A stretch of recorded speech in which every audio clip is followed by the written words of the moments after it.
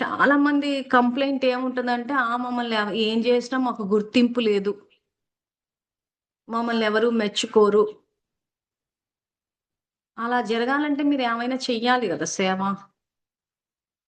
మీకు గుర్తింపు రావాలంటే మీరు నలుగురిలోకి రావాలి. అంటే బయటెక్కడ కనీసం ఇలాంటి ఫోరమ్స్‌లోనన్నా రావాలి. ఇవన్నీ ఫ్రీ ఫోరమ్సే గదా!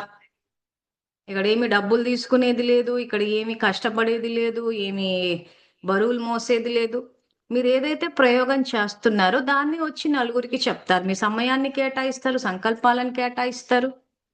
ఆ తర్వాత ఆ రకంగా చేసినప్పుడు మీలోనే ధైర్యం వస్తది. లేదా ఏం జేస్తారు అనంటే మళ్ళీ వ్యర్థం. వాళ్ళేమనుకుంటారో, వీళ్ళేమనుకుంటారో. ఈ వాళ్ళేమనుకుంటారో, వీళ్ళేమనుకుంటారనేకే జీవితాలు గడిచిపోతున్నాయి. సరే మనం వచ్చి చెప్పామే అనుకుందాం. చెప్తే వాళ్ళు, వీళ్ళు ఏదో అనుకుందాం అనుకుంటే ఏమైతది అనుకుంటే? చెప్పండి. ఇప్పుడు నేను గూడా ఇలాంటి క్లాసెస్ చెప్తుంటే ఎంతోమంది నా గురించి ఎన్నో అనుకుంటారు. ఏమైంది వాళ్ళు అనుకుంటే? ఏం జీవితం ఆగిపోయిందా నాది? ఏం ఆగిపోలేదు గదా!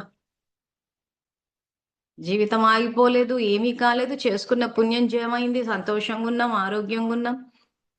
అన్నీ తిరిగొచ్చాయి. ఇప్పుడు మనం చేసే కర్మలకు ఫలితం భగవంతుడు ఇచ్చేటప్పుడు ఒకరి అభిప్రాయం గురించి మనం ఎందుకు ఆలోచిస్తున్నాం? మనమేం తప్పు చేయటం లేదు గదా! చాలా మంది మంచి పనులే చేద్దామని అనుకుంటారు. కానీ ఎక్కడ ఆగిపోతారంటే వాళ్ళేమనుకుంటారో, వీళ్ళేమనుకుంటారో. అనుకునే వాళ్ళెప్పుడూ అనుకుంటూనే ఉంటారు. అనుకునే వాళ్ళ కోసం మనం ఆగిపోవద్దు. అందుకే ధైర్యంగా ముందుకొచ్చి చెప్పగలుగుతున్నాం. చాలా మంది ఎవరు వింటారు, ఎవరు మారతారు అంటే ఎవరు వింటారో, ఎవరు మారతారో తర్వాత సంగతి. నేను మారానా?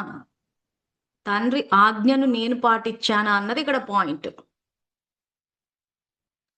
సో, కాబట్టి నోట్ చేసుకునే వాళ్ళు ఈ పాయింట్ కూడా నోట్ చేసుకోండి. ఇంక ఇప్పటి నుంచి వాళ్ళేమనుకుంటారో, వీళ్ళేమనుకుంటారో పూర్తిగా తుడిచిపారేసేయండి.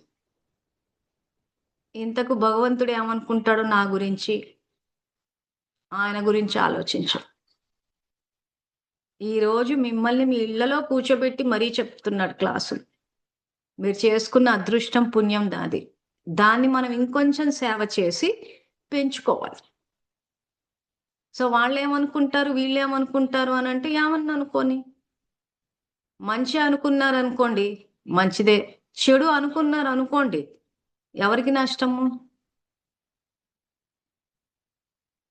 ఎవరు చెడు అనుకుంటే వాళ్ళకేగా శక్తి తగ్గిపోయేది.